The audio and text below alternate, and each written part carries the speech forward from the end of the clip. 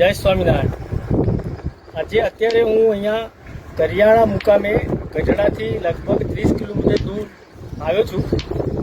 આ જગ્યાએ સ્વામિનારાયણ ભગવાન જ્યારે વિચરણ કરતા હશે ત્યારે અહીંયા આવેલા, સંધ્યા ટાઈમ થયેલો એટલે એ વખતે આરતીનો સમય થયેલો।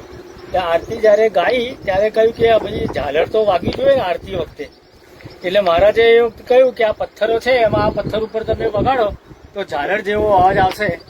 હું અત્યારે અહીંયા બીજા ઘણા બધા પથ્થરો છે, બહુ મોટા મોટા પથ્થરો છે, એટલે આ પથ્થર ઉપર જે ઝાલરીયો પથ્થર કહેવાય છે એના ઉપર હું અત્યારે આરતીને જે વગાડીશ ત્યારે ખ્યાલ આવશે કે એમાંથી કેવો નગારા જેવો જ અવાજ આવે છે કે ઝાલર જેવો અવાજ આવે છે।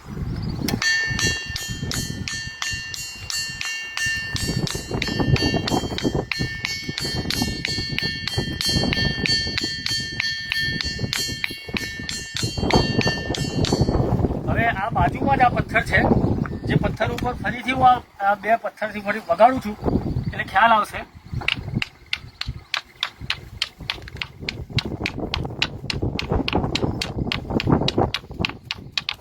આવા બીજા ઘણા બધા આજુબાજુ પથ્થરો આવેલા છે, આ પથ્થર ઉપર હું વગાડું છું।